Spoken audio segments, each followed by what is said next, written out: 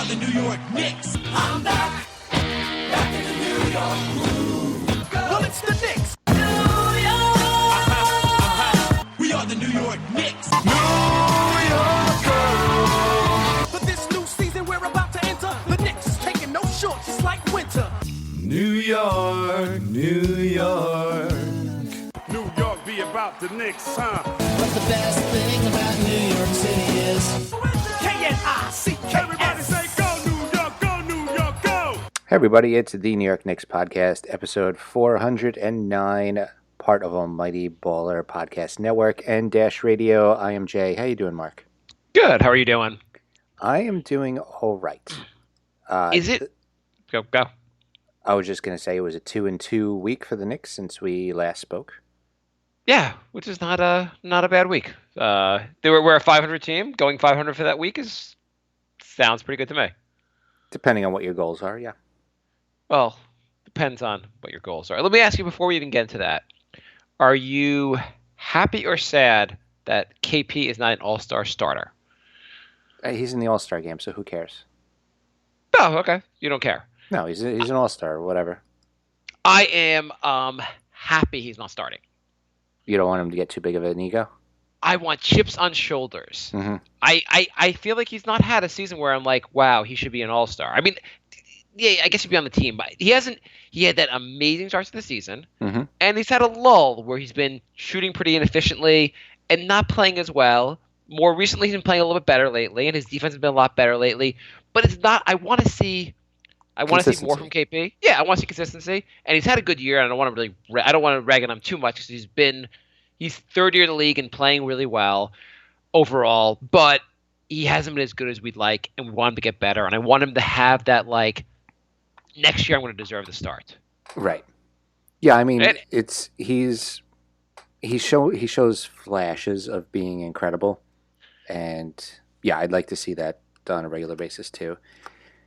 Embiid, I think, deserves a nod over him. Embiid has a better year. The only knock against Embiid, the missed games, and Bill Simmons had a good point about that, is that if he knows he's going to get rest, he doesn't have to worry. Like, he gets more rest between games and more rest, and like he just doesn't play as tired as other players do because he gets the games off. Yeah, he already played more games than last year. I think he's up to 34 games. He still missed, 10 games? Yeah. So that's a good amount of games and a good amount of rest that other guys that are competing with him for the All-Star game are. I mean, he's had a great year, and I think he deserves a start. But in fairness, you have to say, like, at some point you have to hold it against him and say, like, you're getting extra rest that other people aren't getting. So that's one of the reasons you can play at a more elite level, because you have the extra rest. Right. But I mean, if he plays high 60s this year and then increases that next year, then I'll be impressed.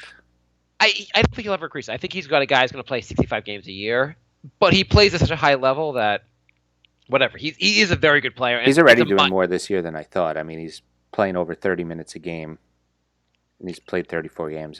That's more than I expected. For a guy at his level, I think it's a minor knock. He's still a very good player. Deserves a start in the All-Star game. Let's not talk too much about Philly, though. No, I want to talk about Embiid the entire show. The Embiid cast, folks. It would be... Okay, never mind. If we were a Philly podcast, we'd be pretty excited. So they beat the Nets, they lost to the Grizzlies, beat the Jazz, and lost to the Lakers. What are your feelings when the Knicks win and lose now? See, I'm not in a tanking mode, but I'm not in like. So they beat the Jazz. So here's the thing. So they beat the Jazz the other night. Yeah. And so that game was on pretty late. I didn't see the game, but then I saw parts of the game in the morning. I watched it on DVR. And my knock on that game, we won the game, but Frank played 5 minutes. And I know he didn't look that good in 5 minutes, but what's the point of playing Jack 30 minutes? Like, I want development. I want a team that really develop. I like that Trey Burke. I like that Burke played. I'd like to see more of that. I don't see a point though of like playing just vets, and they're not just playing just vets, but like I don't want to see. They're heavily favoring vets. Yeah, and I kind of have to say like maybe we can like take Hornacek aside and say Mark Jackson's not getting your job. concentrate on development. We're not going to look at win-loss record at the end of the season. We already like what you're doing, but now we're looking at development, and that's really where we're going to judge you on. Yeah, we have a call coming up soon, so I don't want to get too into the Mark Jackson thing just yet, but I do want to touch on that later. Okay. I just wanted to point out the Knicks are right now 3 games out of the playoffs, but they are 4 games out of a top 5 pick, potentially. I have not been looking at the standing. They're that close to the top 5 pick. So I knew they were hovering on the 8th. See, here's the thing. I really don't think we're going to get the 8th seed. I don't want any moves to trade deadline to try to like get a veteran to go for the 8th seed. I don't see the benefit of that. I don't think the playoff game, like if I thought we were closer to getting the 8th seed, I might say that sounds good, but we're not that close. We're struggling. We got our butt kicked by the Lakers today. Yeah, and that wasn't even a full strength Lakers team. I mean, you could argue some of the games, like there's been a lot of games lately where they've lost in overtime, where the game's been very tight and they lost for a few points, and you could say those could have gone the other way and the Knicks could have won. But the Knicks don't. You know what they don't have? They don't have enough wins where they're really just won the game flat out, and they can't beat the Lakers. I mean, like I want to see more dominant wins from them, and these like whatever the point differential thing, and they're just barely losing games. That's good. The Knicks kind of got a ways to go. You know what people are not going to want to hear? What? I have entered tank mode, and let me tell you why. It happened after the Grizzlies game. The Grizzlies were missing 4 out of 5 starters, and the Knicks couldn't beat them. Yeah, that was really horrible to watch. That was the turning point for me.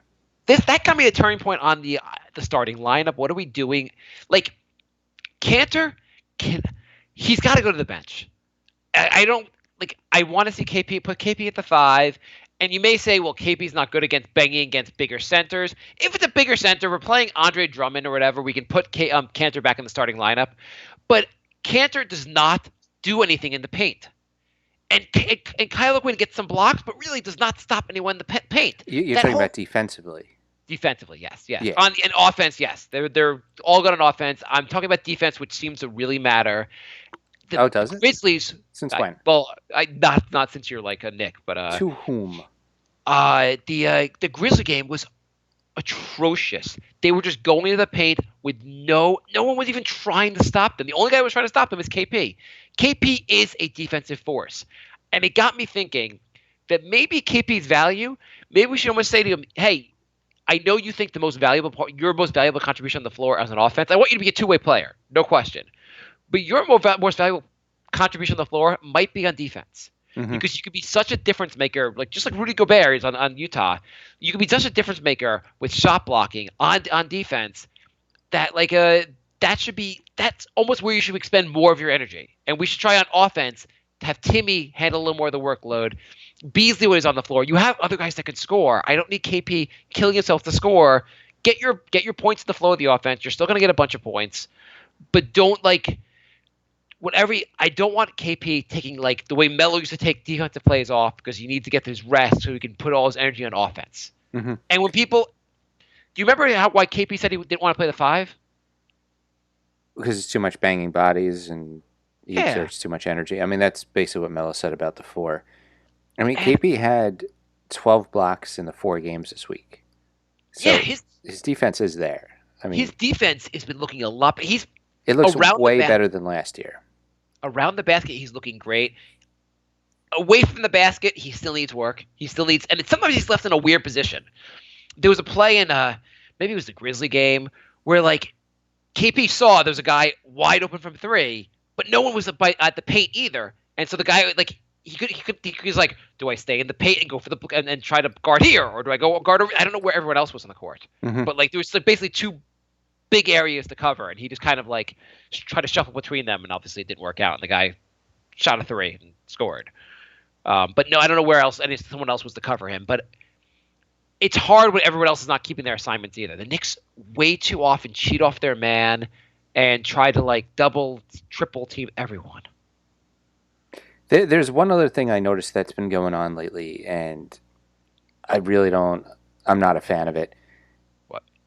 Hornacek has been playing between 11 and 13 guys every game.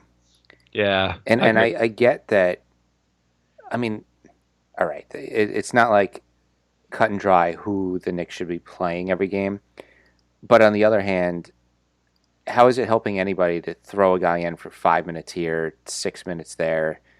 I mean, all right, just this week, two guys played less than 10 minutes against Brooklyn. Everyone played over 10 minutes against the Grizzlies, but just. Baker played 10, McDermott played 11. Against the Jazz, Thomas played 7, Frank played 5. And Right. against the Lakers, Thomas played 9, Hernan Gomez played 8, and Burke played 7, and Baker played 11. Like, you can't get into a rhythm, and the guys who are in a rhythm aren't able to keep their rhythm because they get pulled out too quick. Frank in that game also, and he didn't look great in his 5 minutes. He had one turnover that was legit, but then there's a second turnover where he was driving with the ball. I mean, one of the things that happens to Frank is that the fouls get called, and he's baffled because I'm baffled watching it. I don't see the foul. The refs just call something really tight on him, and then like he gets pulled from the game basically, and that was his whole night. Like Hornacek are just like, you can't roll your rookie after 5 minutes, and you're right. You can't play guys 7 or 8. Like go give guys. Just like Lance Thomas tonight, you don't play, or Doug McDermott, you're not playing tonight. Just go with guys longer. Yeah, I don't think it helps anybody playing that few minutes. Like McDermott, you like him or you don't, but play him 20 minutes or play him 0. Like I don't get this 10 minutes here thing. I'm becoming less and less of a fan of McDermott. Also, so I am too. I'm not. I was just looking at his minutes. McDermott, I'm not. I'm starting to think maybe he shouldn't play 20 minutes a game. But, maybe O'Quinn should consistently play 20. Maybe Frank should play. Maybe even Burke. Well, I'm going with this. Well, first, tanking. Why can't Dotson get in this lineup? I don't really understand the complete, like, did Dotson just hit on Hornacek's daughter? Like, what happened? I don't know, but he should be getting Thomas's. I don't want to see Thomas out there anymore. And he should be getting more run. I don't know if how much run he's getting in Westchester, but I almost think also Ntilikina could use some run in Westchester, get his confidence back. Well, that's the thing. Like, if he's not going to play these guys, like, even 10, 15 minutes, throw him in Westchester, let him get run. Yeah, anyone. Like, even like Doug McDermott's been a veteran. You could say, on the one hand, you say Doug McDermott should never have to go to the G League. Don't make it a punishment. Go like, hey, there's some nights we're not going to need you as much. We want you to get your confidence back. Go to G League, play some, get some run, and we'll get you back into the rotation again. Yeah. If he says no, he says no. But, I don't think a player would turn that down. I mean, maybe they will. But if you talk to the players and go, stop being about ego and just saying, hey, we need guys to get practice. We don't have time to practice as much during the regular season. And sometimes you just need to, like, play a game, basically, and not have to worry about everything as much. Exactly. So we got to a little bit of a late start. So we have to get into our call already. Okay. Let's go. All right. So we are joined today by Tom, who is calling from halfway across the world. So thank you for staying up till 3 a.m. to talk to us? Yes, 3 and 6 in the morning. We really appreciate it. Tom, tell everyone where you're calling from and how you became a Knicks fan. I call you from Paris, and I'm a Knicks fan since 2003. Wow. Why 2003 was not a good year for Knicks. What made you become a Knicks fan? What was the I discovered basketball with the 2002 Syracuse team and Carmelo Anthony, and he was from New York, so I see the New York Knicks play for the first time in 2003, October 27, maybe, I think. Wow. 15 years ago. So I'm going to start the clock on the 10 minutes. So you have So one of the reasons we want to talk to you is that you've been following Frank longer than the rest of us. Yes, it's 3 years now. I follow Frank in France. Okay. So tell us about what you observed from Frank in France. How excited were you when the Knicks picked him, based on what you had seen? Every Knicks fan need to know that Frank is better than Tony Parker, and if you if you give him time like the Bucks give time to Giannis to grow up, you will have the best version of Jason Kidd. Wow, those are. If you're right, I will be the happiest man alive. I will be the happiest Knicks fan alive. So you, so tell me what you've watched this season of him. What do you think about his play this year? Like, how does it Mm, compare to what you've seen in France? Yeah, you need to know in France, since he is 14 years old, he is a professional basketball player, and his coach, named Vincent Collet, is the French national team captain also, and coach, sorry. And he say to Frank to play slowly since he's 14 years old. So this is why he need to improve in his fastest game, with high speed space, and play fast. Frank need to improve that, but he has all the other thing to do. A great point guard for the next 15 years for the Knicks. The when you watched him in France, one of the Yeah, things that I'd like to see more from him is I'd like to see him penetrate more, yeah. and look for his own offense. How much did he do that in France? In France, he did a better job, and to penetrate at the rim. He was better. It's the truth. I think in the NBA, he want to make an assist first, and because he want to make happy his teammates, and he is not he is an unselfish player. He don't want to think about his stats, or the only thing he want is the W. Right. Was he so? Did he, one of the things I've heard about, he wasn't really a true point guard in France. He played.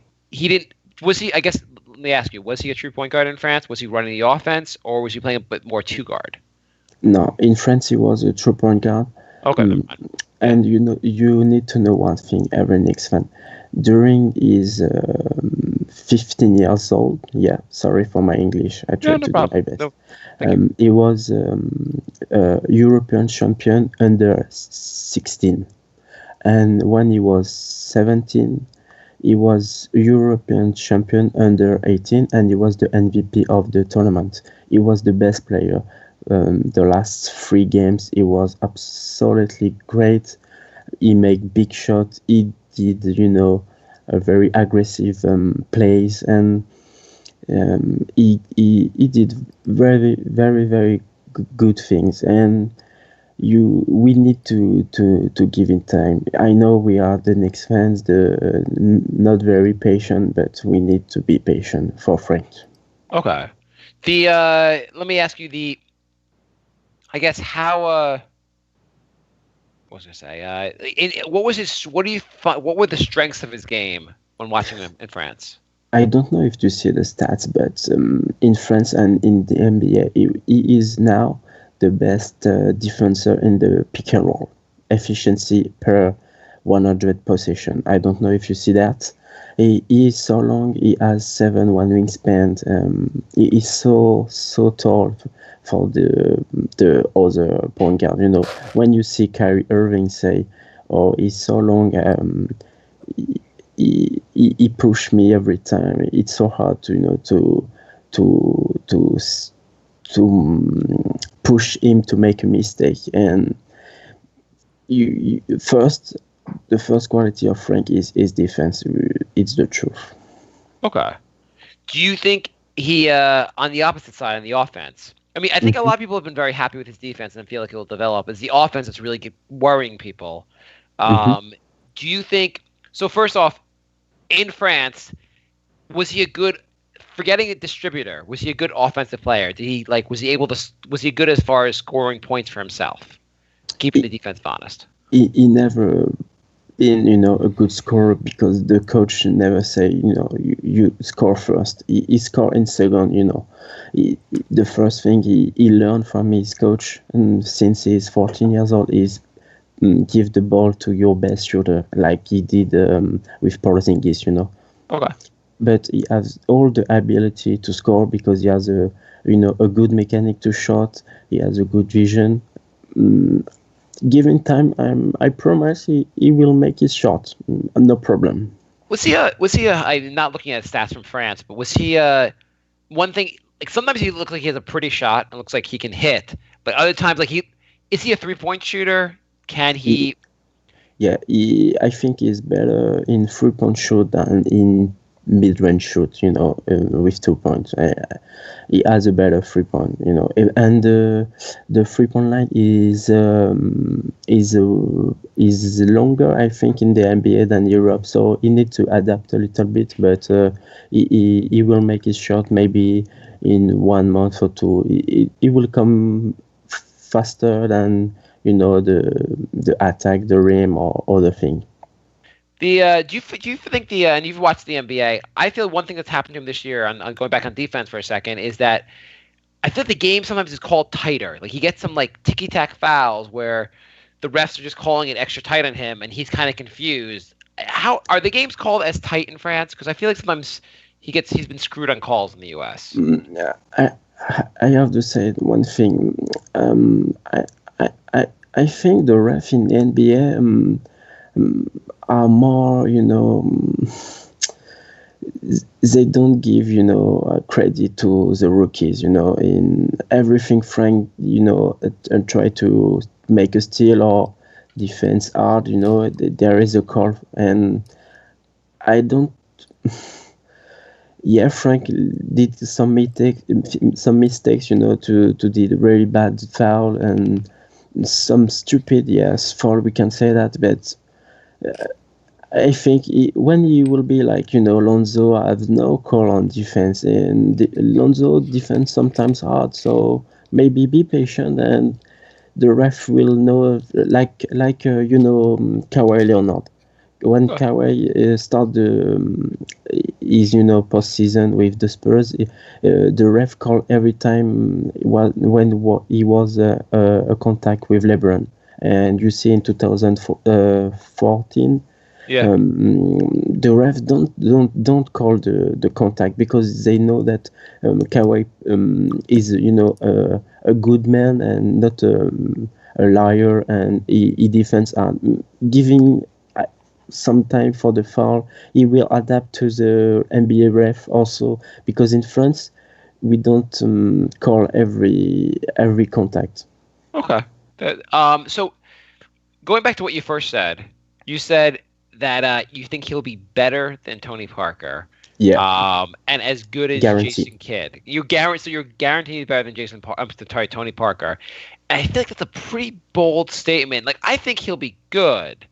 I think he'll develop, and I haven't watched him as long as you have, obviously. But Tony Parker is really, really good. Tony Parker is probably going to the Hall of Fame. The one thing I love about Greg Popovich, he gives time to Tony, because the truth is Tony is more aggressive than Frank, but his shot was so terrible. And Pop say, Tony, you are aggressive. You are not a good defender, but I know you have the mentality to kill the other point guard, like Steve Nash said, like Deron Williams said. Tony was 100% every play of the game. So this is why Pop has confidence in his point guard. So I think he will be never as well in offensive side like Tony, but he's so much a better defender, better rebounder, better with steal, and he is longer. So in the future, I guarantee better than Tony and good as Jason Kidd, in my opinion. Kidd was a very good defender, so that's a pretty bold. I mean, Kidd is one of the top 5 of all time, maybe. For me, it's the second after Magic. Yeah, no, and I'm not going to debate on that because Kidd's great. I think we both agree on that. I hope you're right about this, because that would be wonderful. If Frank got anywhere close to even Tony Parker, much less Jason Kidd, I'd be pretty happy. Yeah, I just want your opinion about Frank. Since he's in the NBA, do you see some improvement? Do you see something good? Like when he was against the other rookie like DSJ or Lonzo, he win the matchup and he win the game. So I love when he push LeBron, or what's your opinion? He is not afraid. He want to play for New York. He said me that. No, I like Frank. I like Frank a lot. I'm very happy with the pick. I think Jay and I both wanted the pick to be like, from what we had known about Frank, we were very happy with the pick when it was made. It's nice to have a point guard that can play defense. I really liked his defense. I do feel like the refs have been calling things a little too tight on him. I feel on offense, I love his court vision. I feel like he makes some amazing passes and is really good at getting the ball to his teammates in the right position when he's aggressive. When he's aggressive, I think he looks really good. I hate when he dribbles the ball down and gives the ball up right away and kind of just concedes the offense. And to a certain extent, I hate sometimes when he will drive and just you could just tell he's not going to shoot, and so the defense could just play the pass. And sometimes he just has some sloppy passes where he's looking too long at the guy he's going to pass to, and the defense ends up being a turnover. But overall, I want more aggression. I feel like the Knicks also could do more to set more screens for him to kind of get him open to penetrate, and also could make just demand more of him not giving the ball up until he kind of gets at least crosses the 3-point line. Overall, I've liked a lot of him. His court vision really, more so than his defense, his court vision has really made me happy. And I feel like that's a sign. Obviously, he'd be a really good point guard. His court vision, he makes some great passes. Yeah, Mark, I want to say one more thing about Frank. You said he has a good court vision, and he did some really good assists. And I don't know how the player, missed easy shot. They were open, and Frank, did the right assist at the right moment. And the truth is, the defense of the other team will adapt to Frank, and Frank will have more freedom to shoot because their attention will be on the other player, and it will be better to Frank to be aggressive, and make his buckets easily in the future. I hope so, but in my opinion, I have no doubt about his production in offense. He will come giving some time. I don't know if you see the game against the Lakers. Yeah. What about it? Yeah. What about it? And I don't understand the coaching about Onachek. But Frank plays so good in 40 minutes, 7 points, 3 assists, 1 turnover, 2 steal maybe, and 5 rebounds. I don't know exactly the stats, but Onachek giving him only 3 more minutes in the second half. So do you understand the coaching about Onachek on Frank? I was going to speak. Okay. Before you called in, we were just talking about that. I don't think we really understand necessarily what Hornacek is always doing, and I think sometimes he plays too many players. He needs to go shorter lineups, and he needs to go a little more towards winning is very important, but development's more important. I think he needs to prioritize giving minutes to guys like Frank. Okay. But we were saying that it couldn't hurt also every once in a while give Frank a shot playing, put him in the G League for a night or two, so he plays 35 minutes in the G League and just gets a different experience every once in a while. But for me, he need to play the crunch time. He don't. I agree. For me, I prefer that he start. But for me, the most important thing for the development of Frank, like Giannis with the Bucks, he need to play the crunch time to learn everything. When he play against Indiana, when he make his 2 3-point shot, with 1 assist to KP, which are really good free play to win the game. It's an example of what Frank can do in the future. Yeah. So far, would you say Hornacek overall is doing a good job with Frank so far, or not a good job with Frank? The truth is, I don't think Hornacek like Frank because it's the choice of Phil Jackson, and I don't feel the connection between the two men. I hope that's not the case. I haven't felt that, but I hope that's not the case. I hope Hornacek really likes Frank because it would be pretty bad for us if he does not. because I think Mark Jackson will be a better coach for Frank, like he was for Steph Curry. Trust his point guard and give him time. And it's just my opinion, but if you think Coach Hornacek trust Frank, okay. Do you any concern about Mark Jackson in the sense of like, as soon as he left, the Golden State went from a good team to a dynasty? If he give us a good team, for me it's good, because I don't think today we have a good team. So if he give us a playoff for free stretch here, for me it's a good 3 years with him, and we can take a better coach to maybe win championship. And I guarantee one thing: with Frank we will win one championship in 2 championships in the next 12 years. I have to say, so your time is up, and we really appreciate the call. I absolutely love your guarantees, because I hope you're right about all of them, because those all sound amazing to me.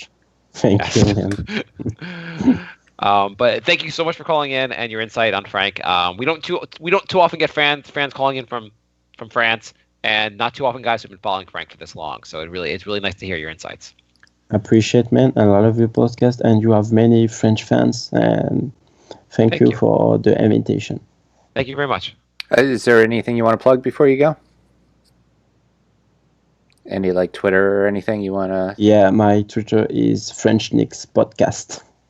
Oh, all awesome. right. Sounds good. Is it in French? I'm assuming. I do one in French and one in English. So if you want to come, it will be a pleasure to have you in my podcast. Cool. Yeah, we'll check it out. Maybe we'll take you up on that. So thanks again. It was great having you on, and we'll enjoy the rest of the season. Keep an eye on Frank. Yeah, thank you. And hopefully one day we're calling you to tell you that you're right about him being better than Parker and as good as Kidd, and the one not one but 2 titles in 12 years. I like all those predictions. Yeah, I promise. Like LeBron in Cleveland. I hope you're speaking the gospel. All right, have a good night. So. We'll talk to you soon. Okay. Bye.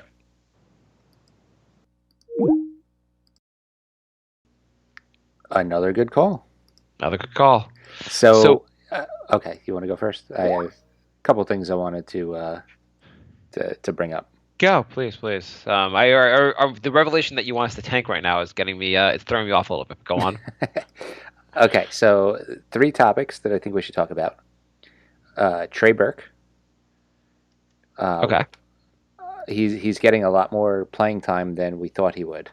He did get a DNP against the Grizz, which is kind of weird, but played 15 minutes against the Jazz, and he played 7 minutes tonight, and he had 4 assists in 7 minutes. I think his minutes should. What I don't want to see is, because you add those. It seems to me that his minutes are coming at the expense of Frank, and I think his minutes should come at the expense of Jack, if anything. Although I could see why the coach is playing him. I mean, Jack did have 10 assists tonight. Yeah, no, I understand. Jack's defense is horrible, but I get the veteran leadership. But again, that it makes more sense if you're like, if all I care about is winning, then I say I can see why you're getting big minutes to Jack. On the other hand, if you say I'm playing for a longer term play here, the night tonight is not as important, then you could say I'll just give Jack, and I'm sorry, I'll give Ntilikina and I'll give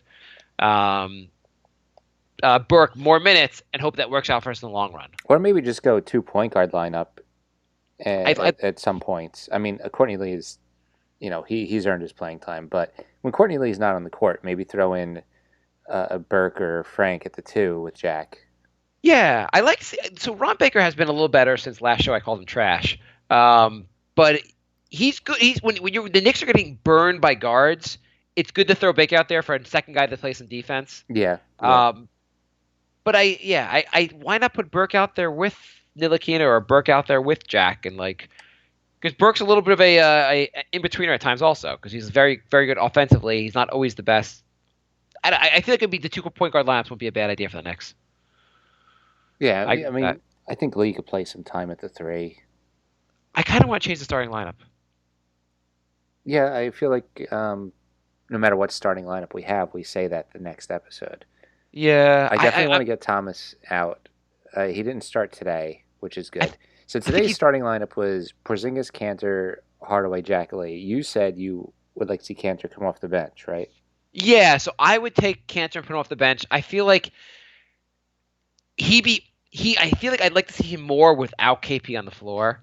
And he could be a focal point. I feel like against benches, he might be really hard. You feed the ball to Cantor, and the second unit on another team is going to have a lot of trouble stopping him. So who do you want to see start? I want KP at the 5. I feel like Cantor stops no one on defense. So who do you want, O'Quinn or Beasley? Starting. Oh well, I'm not gonna take Cantor. Oh yeah, that's a good question. I want if I'm putting KP at the 5, I'm not going to put Kyle O'Quinn at the 4. So it's Beasley. Okay. I would go with KP, and some people are going to hate this lineup. I think I asked this on Facebook, and people didn't like the lineup. Well, it's because neither of them are that efficient in passing. I mean, Beasley seems way more willing to pass than Porzingis, but neither of them are. No, you're right, but it doesn't matter. Cantor doesn't really pass either. Right. Yeah, that's true. I mean, you feed the ball to Cantor. It's not like he passes it out that much. Him and Porzingis aren't the best passers. Porzingis had for the 4 games this week 2 assists. So half assist a game. Yeah. I feel like so obviously you lose Cantor's offensive rebounding, and that's one of his rebounding skills are great. You put that in the second unit, and maybe it still looks good in the second unit. And the second unit we've been getting killed. Sometimes we get killed in the first unit, sometimes we get killed in the second unit. Well, Cantor worked in the second unit in OKC. Yeah, I think he might be better in the second unit. I think with KP Beasley, Hardaway, Courtney Lee, and I want Ntilikina starting. I feel like it would be nice to get more Ntilikina time with the starters, especially with KP, and he might look better passing to a guy like KP and setting him up. And I also feel like Beasley would also be just another guy that would work better. If you have Beasley out there also, and you have Timmy out there, Porzingis doesn't also feel the strong need for the offense just to go through him. He's had 2 guys out there who could be prolific scorers on any night, so he doesn't feel like he has to go post up or like everything falls on my shoulders. Right. I feel like Beasley's a good enough rebounder that he's a pretty good rebounder. He can make up for some of the rebounding lost from Cantor not being out there. I just feel like we're going to gain more in all. I don't know. I feel like the team unit would still function better. We'd gain more on offense. The defense wouldn't really suffer because the defense doesn't lose anything when you take our team doesn't get worse when you take Cantor off the floor defensively. Like so people don't like this because they say Beasley's not great on defense, but Cantor's not very good on defense. Cantor's probably worse on defense. If anything, yeah. So I feel like you put Beasley out there, you put Timmy Hardaway out there. Between all of them, I feel like maybe the offense can function a little better. I don't know. Just to recap, 30 days ago, Mark didn't want Beasley on the team, and now he wants him starting. I want him in Siberia. It's not that I'm dying to have Beasley start, but I feel like I like the idea of having KP at the 5. So I want either KP at the 4 makes sense if you have a defensive anchor next to him, like a really good defensive center next to him, which Cantor and Kyle Quinn are not. Maybe, and not like Noah really is either. I just feel like all these guys next to KP aren't going to really help that. Our defense looks so porous with these guys on the floor that what's the point of not just putting KP at the 5? And if we're going against another team that has a really like back him down center, a really big guy who's just going to like post up on KP all night, then switch, then put Cantor out there. But for most teams these days, we're probably going to be benefiting by having KP at the 5. That way, KP doesn't have to play stretch. He doesn't have to like guard the perimeter as much because he can worry more about the paint. His shot blocking is great, and on offense, he'll have a guy like Beasley and a guy like Hardaway out there. He doesn't have to worry about his offense as much.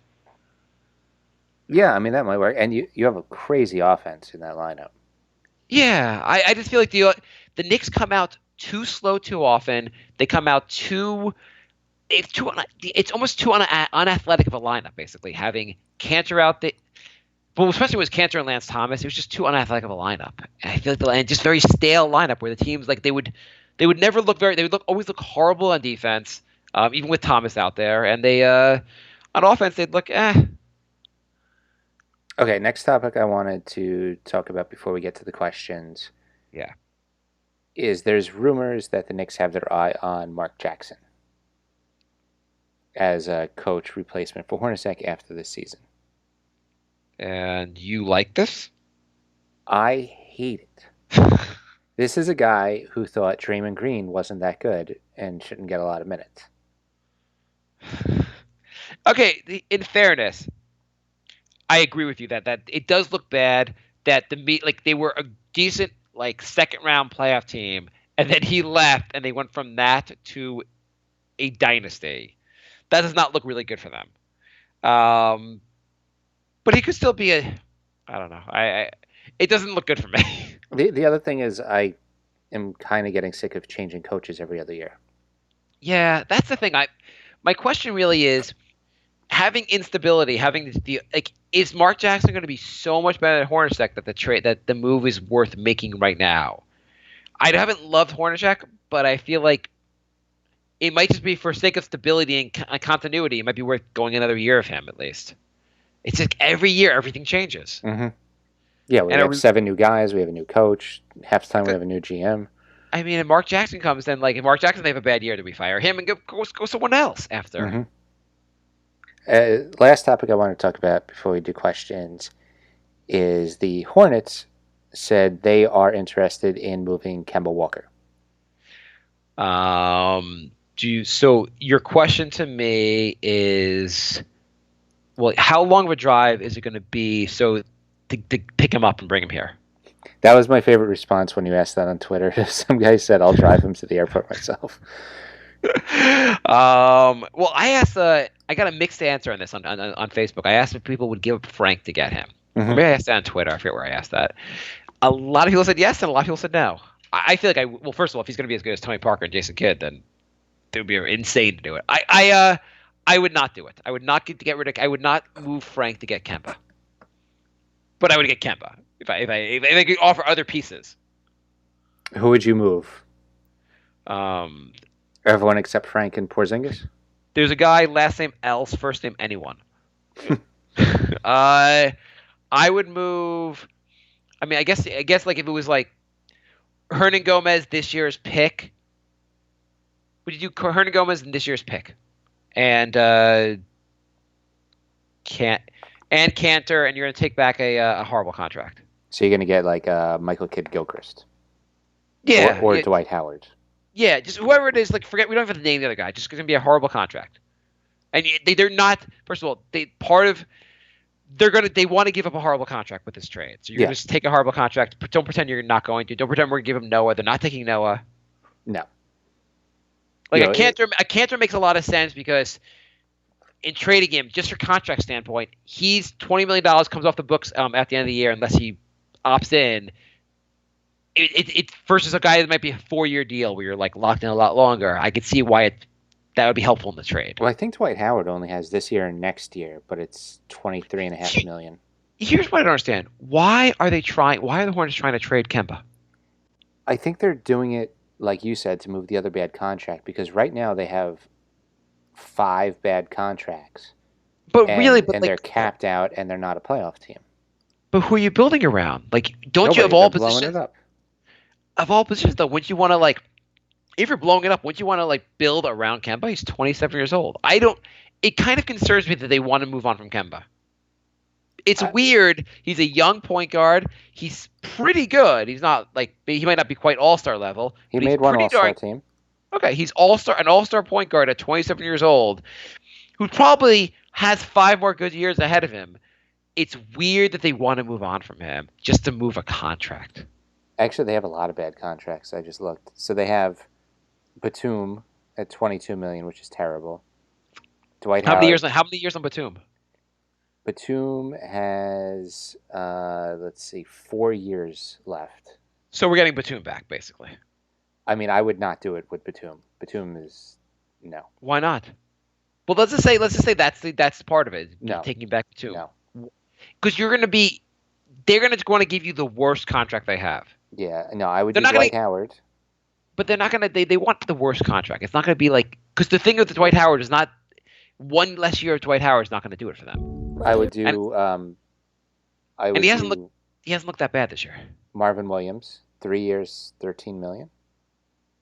I think it's going to be Batum. Like, let's not pretend it's going to be. Let's not pretend we're Nick. We can just pick and choose. We have such great assets. Well, no, the rumor is they're looking to move any of Howard, Kid Gilchrist, Marvin Williams.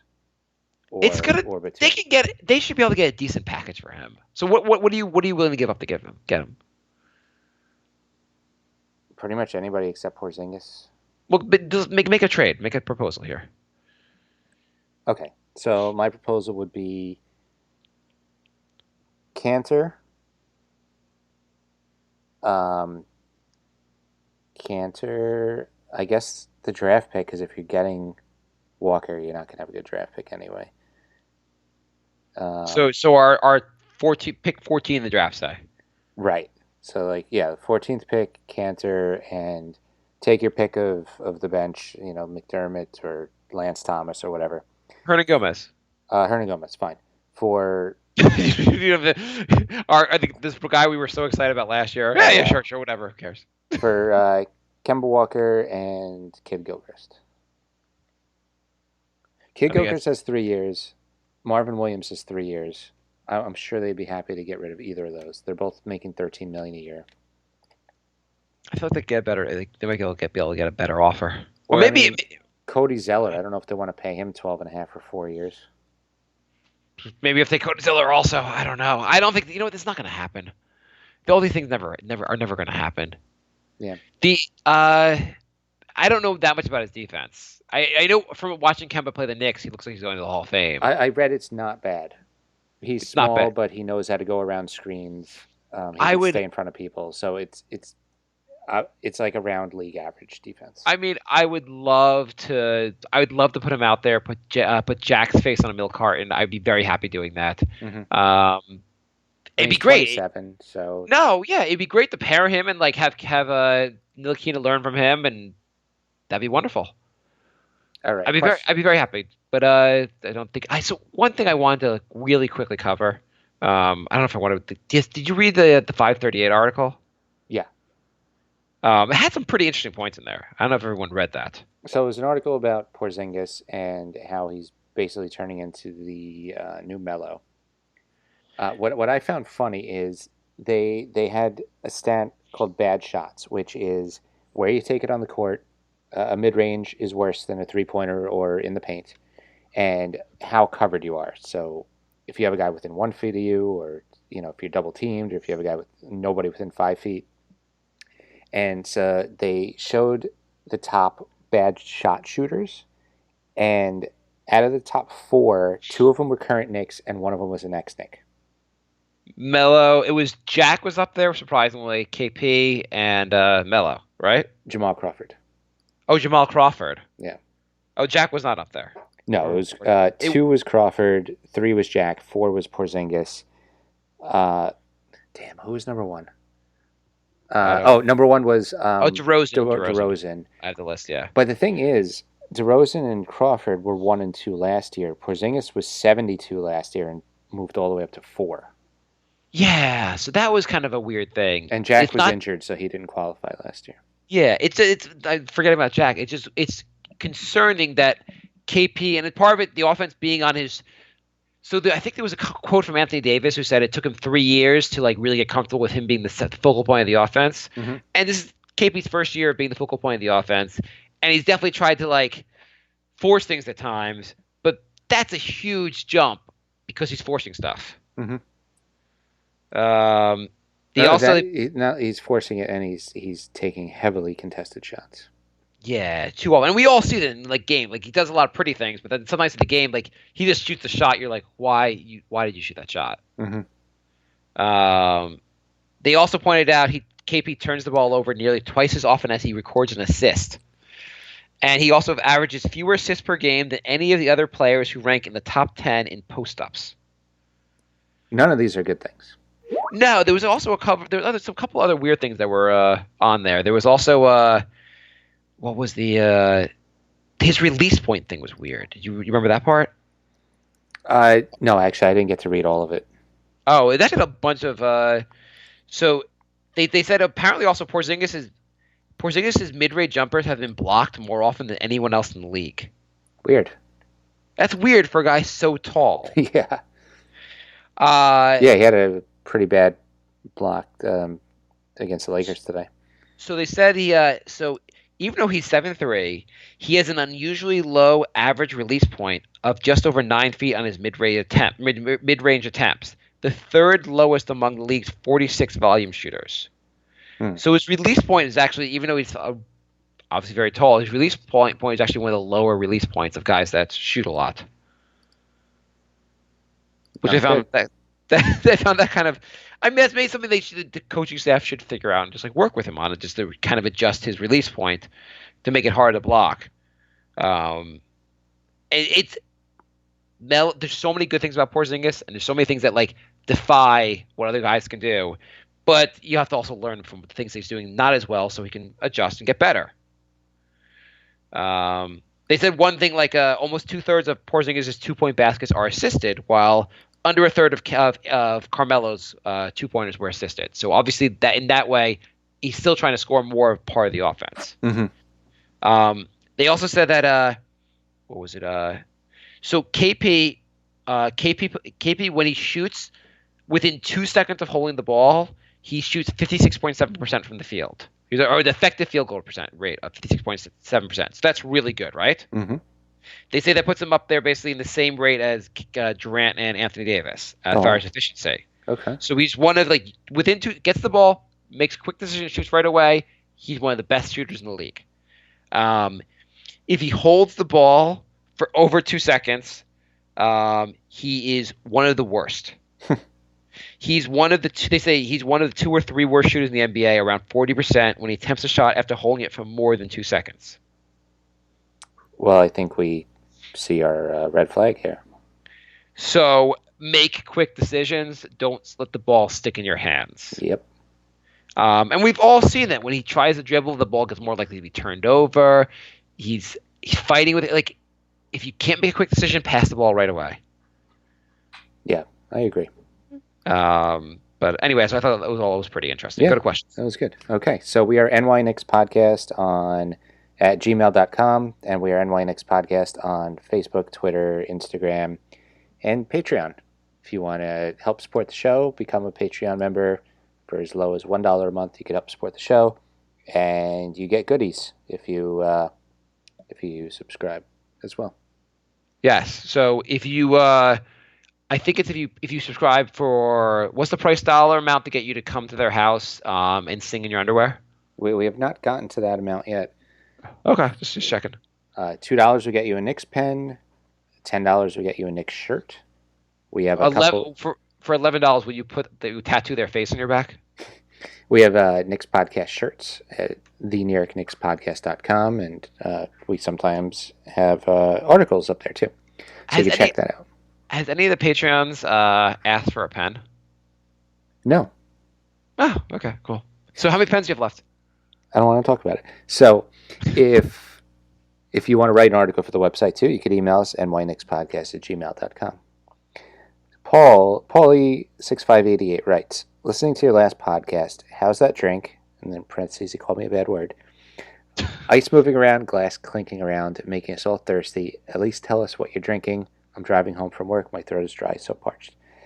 Thank you, Paulie. I was drinking Captain Morgan's Long Island iced tea. They actually make a Captain Morgan's Long Island iced tea. Is that like in a can? No, it's in a... Well, I bought a handle of it, but...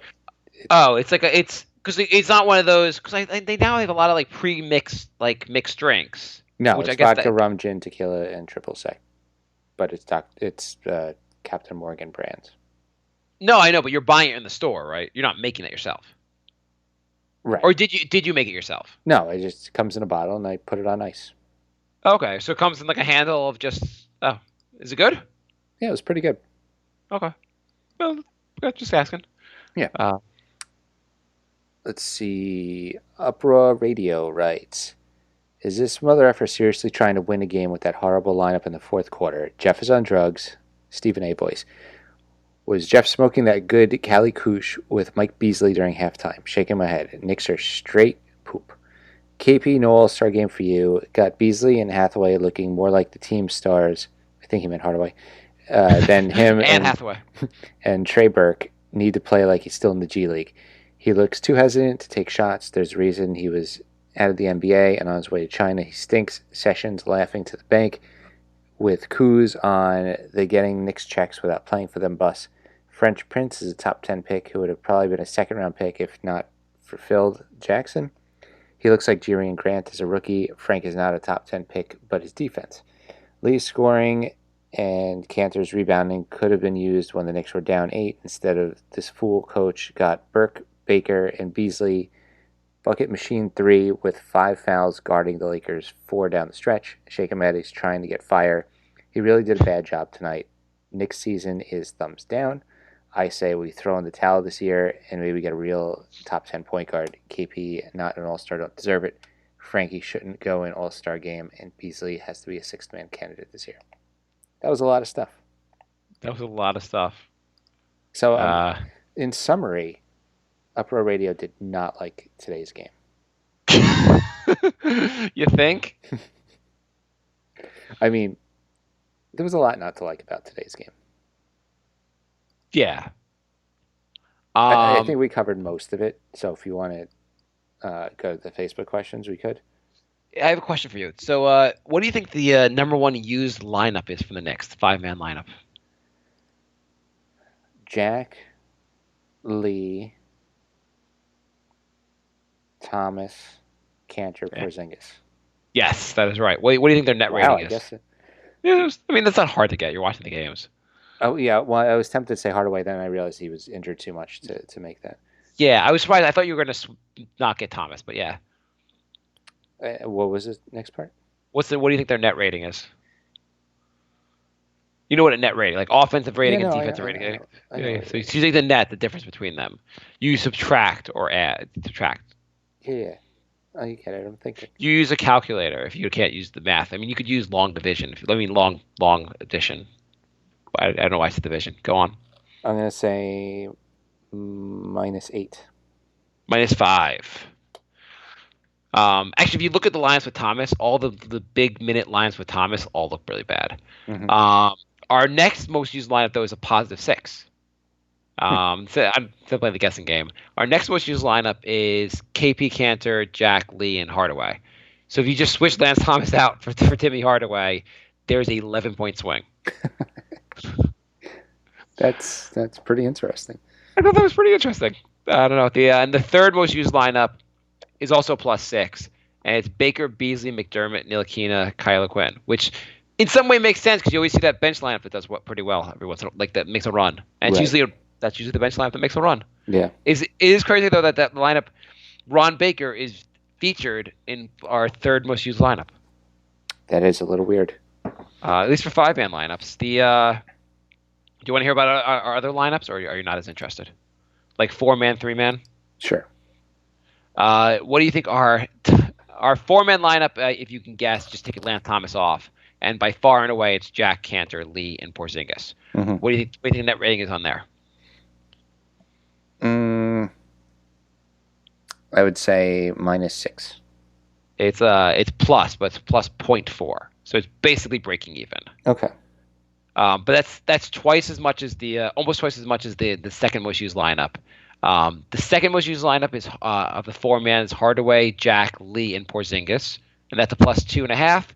And then the third most used lineup is Jack, Cantor, Lee, Thomas, and that's almost a -4.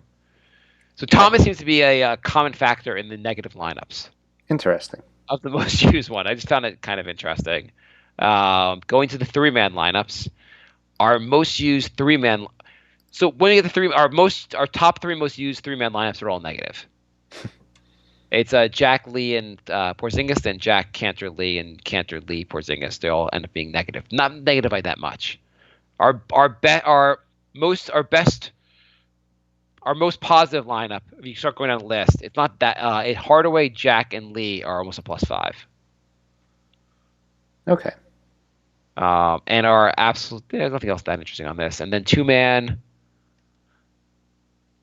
what do you think is our number one, our most used 2-man lineup? 1 and 2 actually are pretty close on this, but what's number 1? Porzingis, Lee? Yeah, You nailed it. I'm good at this. Negative 0.9, and then Jack and Lee are number 2 at negative 0.2. Basically, Courtney Lee is based on these things isn't a major positive, and actually none of these two. You have to go actually pretty far on the list to even get a positive one on this. Hardaway and Porzingis together. Hardaway seems to be a common factor in positives. Mm-hmm. So he is the exact opposite of Thomas. Yes. So Hardaway and Thomas are the exact opposite, basically. Okay. You got more questions? That's it for emails. Okay, going to Facebook. Patrick, we didn't do Twitter today. Patrick writes, would like to hear your thoughts on Kemba Walker trade. We kind of already talked about that. Yeah, want. Any concern about giving up a draft pick to get him? Like this year's number 1 pick? I'm always concerned about giving away a draft pick. But always. It's worth. Kemba's got 2 more years. Would you give him a big deal after? Probably, if he keeps playing like he's been. Yeah. How much better do we get with Kemba? I think he's a lot better than Jack. Yeah, I mean it's hard to argue that. I mean, a lot. We might turn into a playoff team. Is there a starting point guard in the NBA that's worse than Jack? And this is not to knock Jack, but it sounds like I am. And he's been good for what he is. But is there a starting point guard in the NBA right now that is worse than Jared Jack? Is there anyone on the 29 other teams that you would say, I'm glad we have Jack instead of? I mean, are you counting any of the ones that started for Cleveland before Isaiah Thomas came back? Yeah, well, let's just say that I'm going to go with your best starter. So even if the guy's injured, Boston, they have Kyrie Irving. They win. Toronto, obviously. Lowry. Cleveland, I'm going to say, so before when they had Derrick Rose and Jose Calderon, I might give you Jared Jack. But I'm going to say Isaiah Thomas, who's horrible on defense. I would take. Obviously you take Isaiah Thomas over Jared Jack. It's not even an argument, right? Right. Okay, because I have to leave the show if you say yes.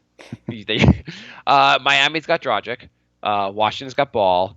Indiana's got Wall. Indiana. No, what did I say? You said Ball. Oh, Wall. Yes. Indiana's got is Oladipo? No, it's not a point guard. He's a shooting guard, right? Right. Who's Indiana's got? I get your point. We don't need to go through every single. No, I want to go through every team. I want to see just how bad this is. Okay, fine. We don't have to do the whole freaking thing. And I'm sure there's and even teams you could say maybe he's playing a little better than LeVar Ball, I guess, but you'd rather have Ball. You'd rather have even the guys that are, because either the guy's younger, like the Nets. Would you rather have that guy Dwindle they have, or would you rather have Jared Jack? Dinwiddie, whatever the hell his name is. Yeah, Who cares what his name? probably rather have Dinwiddie. Yeah. Or would you rather have if he was not injured, would you rather have Jeremy Lin? Yeah. And or who's the other guy they have? The guy they just traded for from the Lakers. Russell. Would you rather have Russell or would you rather have Jared Jack? Russell. Okay. But anyway, but we could probably do a little better than Jared Jack at point guard. And Kemba Walker's better. Use our first, Eric writes, use our first and the Bulls pick. Ooh. So would you give the first and the Bulls pick? Oh, come on. Is the Bulls a first or a second? So the Knicks forget it. I thought the trade was going to be something different. So the Knicks give up Enes Kanter and Noah, and they get back Kemba Walker and Dwight Howard. You're not going to put Noah in the deal. Why would they? They're not going to take back a worse contract than they're giving up. Yeah, Noah's contract's longer than Dwight's. So they would give us the best player and take back the worst contract? Yeah. No. If anything, actually, the reason Kanter actually may not even make sense for Charlotte, because Charlotte might just say, we want only guys who are going to up this season. So they might say Kylo Quinn, Beasley. They might just want guys who are just our contracts are almost up. So Kanter's a team option, right? Yeah. No, it's a player option. a player option. Yeah, so he's kind of a lock because I don't think on the open market he's getting $17 million. No, but maybe he wants security, so maybe he takes, 4 years. I don't know. So supposedly, and I haven't looked at this, but supposedly not a lot of teams have a lot of cap space going to this offseason. Mm-hmm. Because everyone used their cap space 2 years ago when the cap was just going it was when the cap was like Bitcoin, basically. That's when everyone used their cap space. Now they're all like, the cap's not going up anymore. We're kind of screwed. Everyone used their cap space like Bitcoin was 20,000, and now Bitcoin's 11,000. Yes, exactly. So yes, not everyone was playing the cap as smart as you've been playing the cryptocurrency world, Jay. So glad I sold my Bitcoin. If you want to hear about cryptocurrency, we have another podcast called The Brink of Sanity, brinkofsanityshow.com, where it's on iTunes. But anyway, so I don't think we're gonna. But Dwight Howard, let's say Dwight Howard, Kemba Walker. Would you throw in and let's say it was a bunch of guys, their contracts are up this year, plus Willie Hernangomez, plus those 2 picks. Would you do it? Chicago first or second rounder? Chicago's a second round. Chicago's a high first, like a 35th pick in the draft, say. 35th. Yeah, I would do it. Wow, that's a lot. That's 2 picks plus. I don't know the Knicks. I don't think the Chicago pick's going to be that good. Yeah, no, you might be right. Look, I guess you'd have to give up. Knicks have to give up if they're not going Cantor because like Cantor, they only want 1-year deals. Then it'd have to be Jack. You do Jack, obviously. Jack, Beasley. I kind of want to resign Beasley. I love it. I know. You were right. You were right about Beasley. He's looking. I watch Beasley, and I don't understand how he's not an all-star in this league. Not that he should be an all-star right now, but how has his career gotten to this point where he'd probably be happy being a 6th man? He's so good on offense. And people still hate him. His defense is not great. Didn't you say you were listening to another Knicks podcast and they hate Beasley? They hate Michael Beasley. I don't get the Beasley hate. I really don't. I did, and they kept talking about how inefficient he was, and I was just like, well, on offense, his stats bear him to be efficient. His stats they were a lot more efficient than Melo's ever been. He's shooting right now 52% from the floor. That's his field goal percentage. That's efficient. That's fine. He's shooting almost 40% from 3 this year. He doesn't shoot a lot of threes. He shoots like 1 a game, but he's shooting almost 40% from 3. His what is it? Effective field goal percentage. Yeah, effective field goal percentage is almost 54% this year. That is efficient. His defense is not great. It's definitely not great. But everyone on this team is bad on defense practically, except for like Ntilikina and Courtney Lee, and KP's really good when you're around the basket. But most guys on this team are pretty bad defense anyway, and most guys in the NBA are pretty bad on defense. It's not like everyone's so. Most high volume scorers on teams, a lot of them are not that great on defense. How is Beasley not the main option on some team and like been an all-star before? Like, how has he gotten this far? I don't know. It's very weird. It's weird. Like, he wasn't always so. There were years back where he wasn't that efficient, and he's been a lot better about choosing his own shot. He's been taking better shots and not taking as many dumb shots. And he has a very low on-court IQ and does some dumb stuff. But I know you watch him, you're like, how's gotten this far? Yeah. Like, like Derek Williams, you'd watch him be like, okay, he has some flashes, but like I can see why he was a top pick, but I can also see why he's a bust. It's hard to really understand how Beasley's gotten this. I don't. Do you agree, or am I insane? It is. It's very strange. The only thing I could think is that he's just a head case and does some things that turn coaches off. I don't know. I mean, so he was in Miami, and he had like he wasn't as efficient early on. He got sent out of Miami because LeBron came there, and they kind of had a clean house. Went to Minnesota, played a bunch of minutes his first year there, and averaged almost 20 points a game. Then his second year, and bear in mind he wasn't as efficient. His second year, I don't know what happened. Like, he only played he played like half the games. Yeah, I think he got injured a lot the second year. Maybe he got injured a lot. I mean, I see it. Then he became a bench piece, and like, it's just weird for a guy with this like level of offensive game. Like, you really feel like you can run the ball through Beasley, and he can get you 20 points on any given night, and most likely efficient. I don't want me to sing the praises of Beasley because it's bizarre that after going to send him to Siberia, but I've been so impressed by his offense. Yeah. I like looking at this. When's the last time? So I guess against the Utah, he was 5 for 13. But after that, before that, he's like just reading positive or negative as far as like above or below 500. Above or below 50% field goal percentage. Above, below, barely below.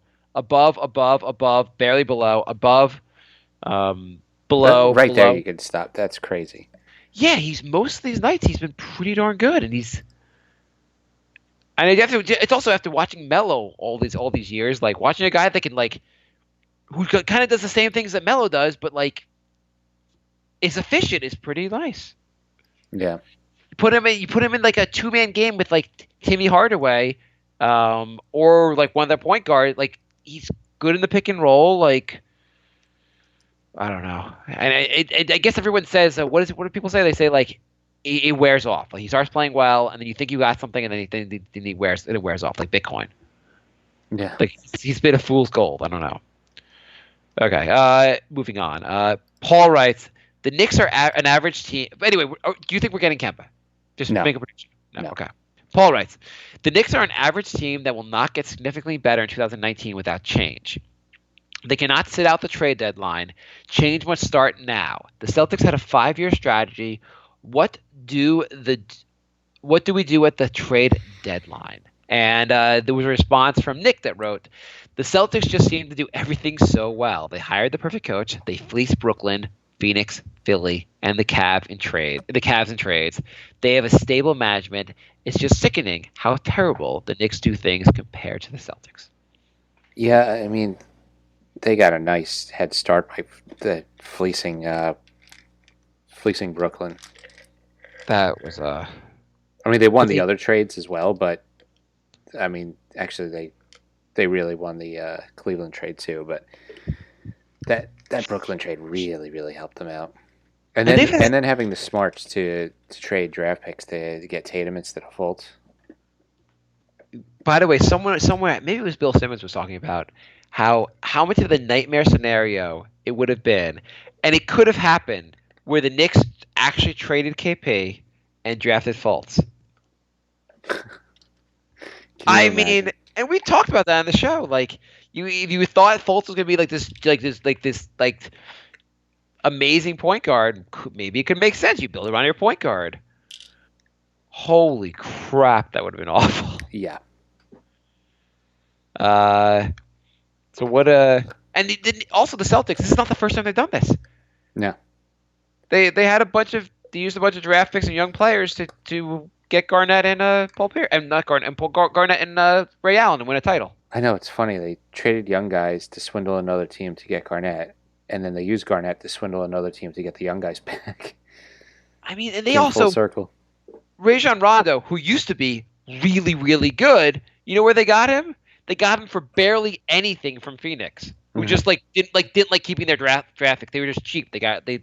Celtics were like, Phoenix is cheap. We can just get this guy from him, and they turned Rondo into a great player. Yep. They so boo Celtics. Go on. At least their football team is bad. Yeah. I hate you, Boston. I hate you a lot, Boston. I mean, I can't even watch the Super Bowl this year. I only hate like 3 teams in the NFL, and 2 of them are in the Super Bowl. For a second today, I thought Jacksonville would win. Is there any way we can get Dallas involved too, so we can just have all the teams I hate in there at once? So what changed? Forgetting the Celtics and Boston, which we hate. Jay, by the way, what the Knicks? How do they get better next year? They're gonna have to nail their draft pick and hope Frank and KP improve a lot. Yeah. I mean, that's kind of if Frank gets better, KP gets better, they get a good draft pick, develop some guys on the roster. Yeah, I mean, with the cap space the way it is, they're just gonna have to, do it the right way.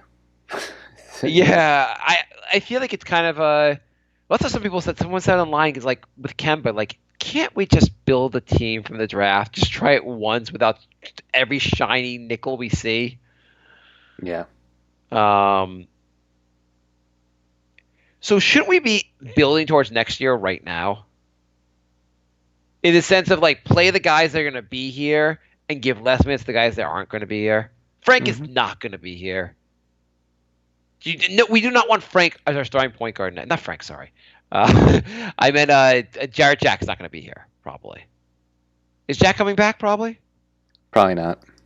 Probably not. And you don't really want him back as your starting point guard. That's Right. pretty mediocre. If maybe he comes back as a backup, I don't know. But like, try to develop, like, give Burke some spin. Why don't you play Dotson? He'll be here next year. Yeah. Kyle Quinn will not be here. Trade him. There's no point in playing him. If you're playing for next year and playing for development, and like I understand winning games now, I don't know. So I think Nigel Hayes was on our Westchester squad, and he's got a 10-day deal from the Lakers. Should the Knicks be giving more? Some people have been saying that there are other guys like Hicks on Westchester is pretty decent and might be they should give the Knicks give some spin give some of these guys some spin in the NBA. I mean, who are you cutting now? Noah. No. I guess you have to make some moves to get to free up some space, and you have to Do give 2-for-1 trade. I mean, also you're not even giving Burke that much playing time yet, so it's hard to. And Dotson's not getting any playing time, so it's hard to find room for anyone else. Yeah.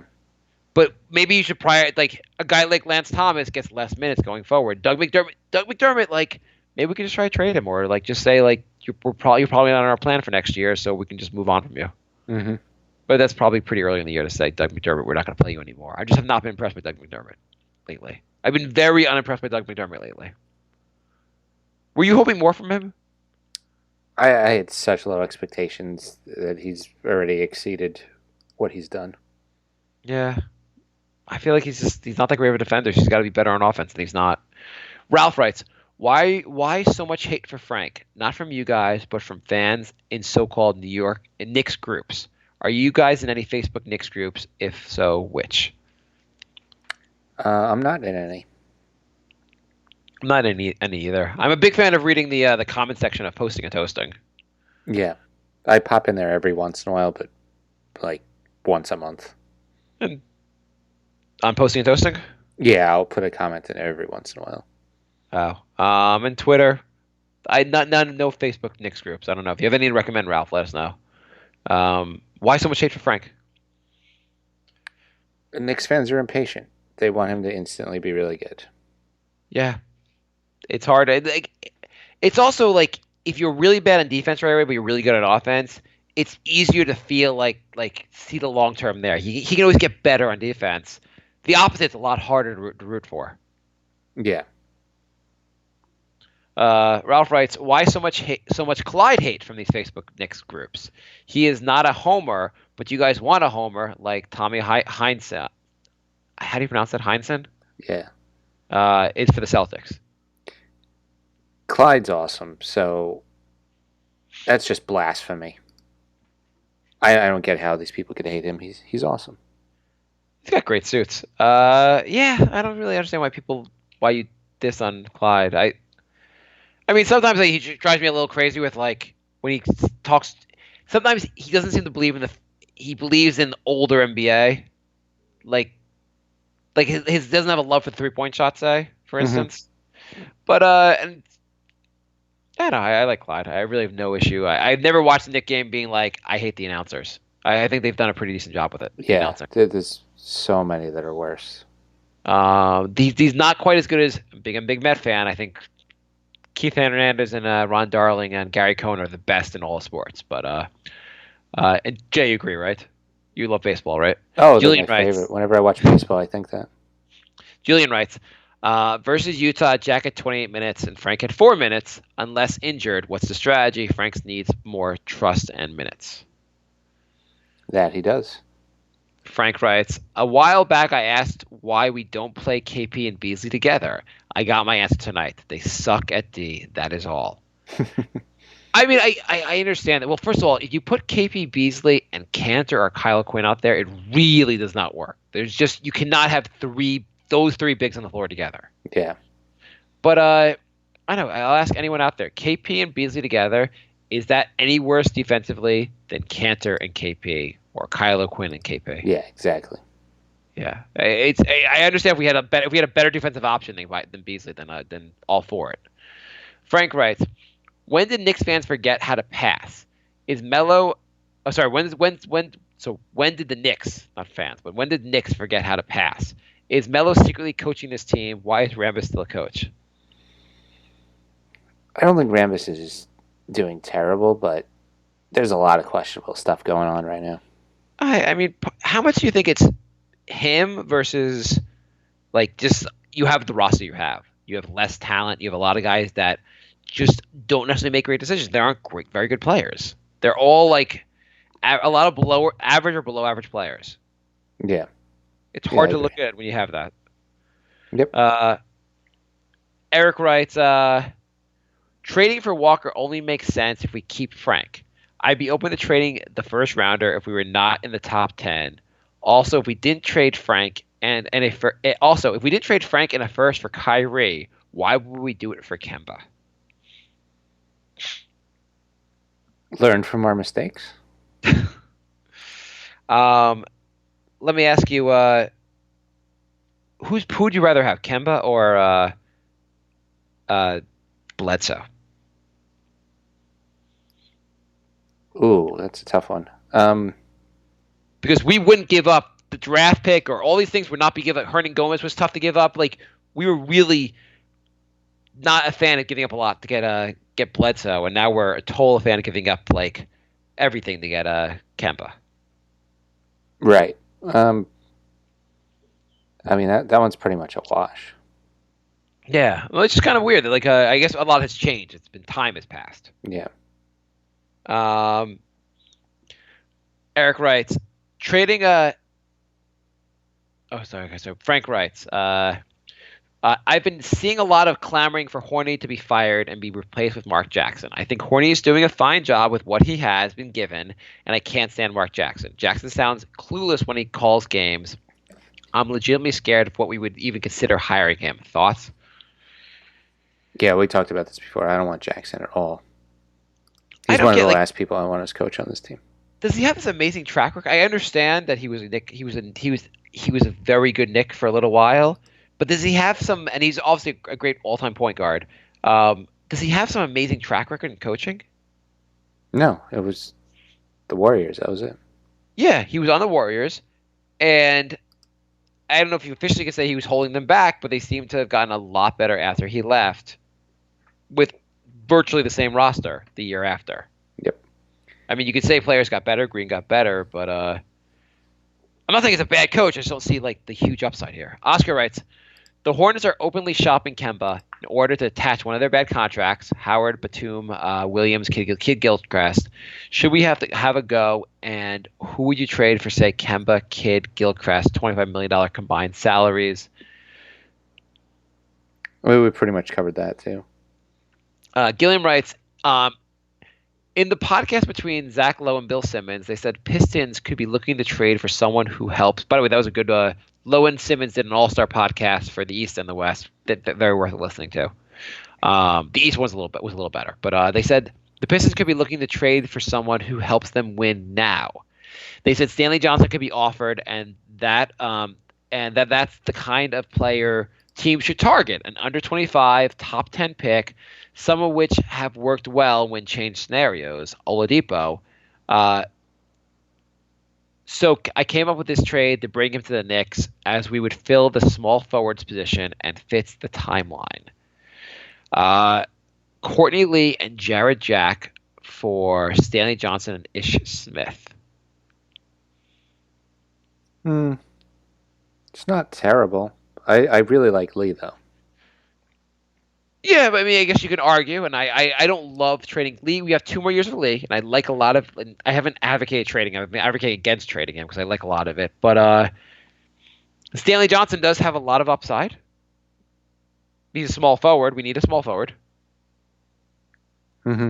Got to roll the dice to I mean, it does fit with the youth movement. Ish Smith, he's a solid backup point guard. That's what we need. Yeah. Make Frank the starter, make Ish the backup with Trey Burke, and Does their team really get much worse? No.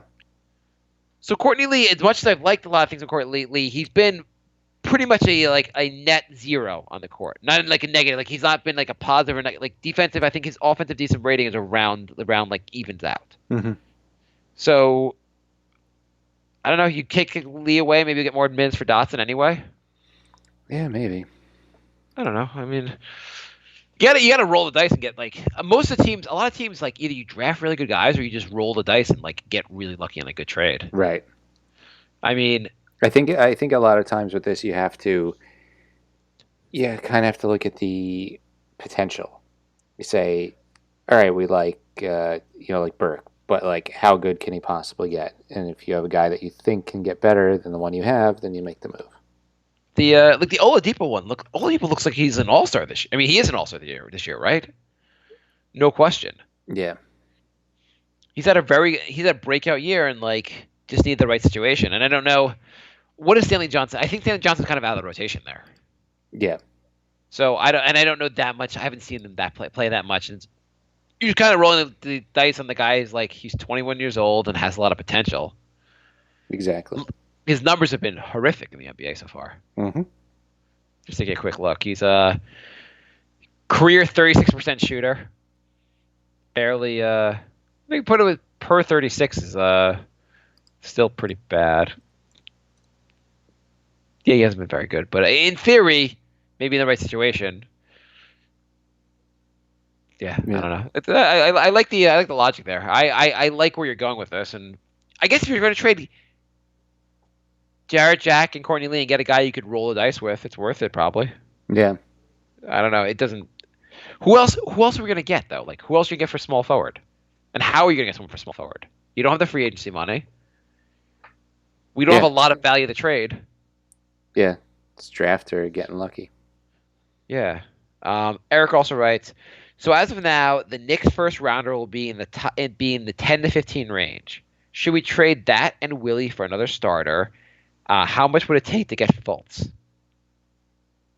Do we want Fultz? If we could get Fultz for, I would happily give like this year's draft pick and like Willie to get Fultz if we could. I mean, he had the talent to go number one in the draft in a pretty loaded draft. Right. I know his shot looked bad and he's had a pretty horrible start to his career, but I have to think I would roll the dice on a guy like that. Yeah. Yeah. How many number one picks are that big of washouts? Right. It's been a while since the number one pick has been that bad. I don't think Philly does it though. Who's the guy? The Philly will never do it. But who's the guy that Cleveland drafted that one that barely stayed in the NBA? Bennett? Yeah, that was a really. Is he in the NBA anymore? I don't think so.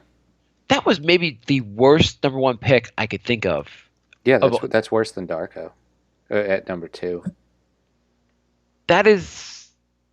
Is he 20? 24? 24, yeah. He plays in he's a Canadian professional basketball player for the G League. Yeah, I mean, he was out of the NBA almost instantly. I mean, that was like the weirdest pick. And wasn't Oladipo number 2? I think so. Yeah, I mean that was a bad draft, but like, wow. But like, who's a worse pick of all? Who's a worse pick than Bennett? I can't think of one. I mean, Greg Oden, like you could. I don't think a guy who's injured is a worse pick. I mean, it didn't work out, but like a Greg Oden, like he was just injured. He could have had a good career if not for being injured. Okay, so last question.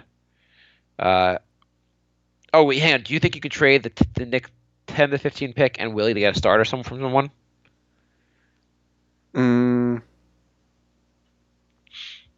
No. I don't think Willie. I don't think Willie has a ton of value, and like that. Yeah. Okay. Bill writes, guys, question: does all this fall on Mills for having a team comprised of has-beens, scrubs like Lance, Jack, Baker, and surrounding KP?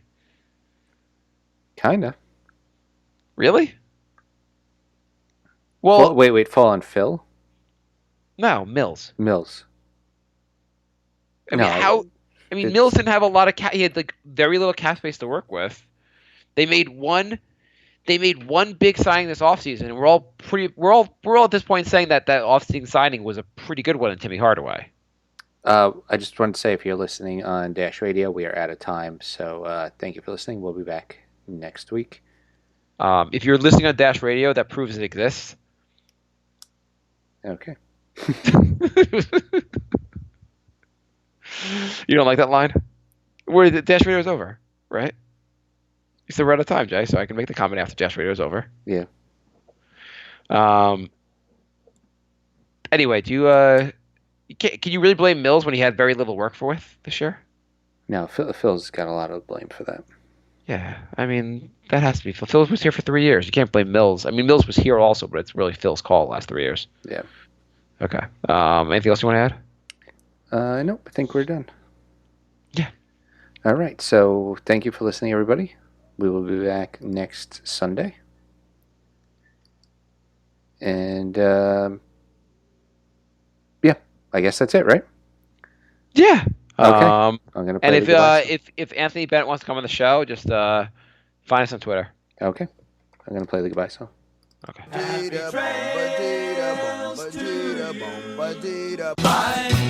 love. Goodbye, everybody. Goodbye. It's all over. Goodbye. It's time to go. This is the end.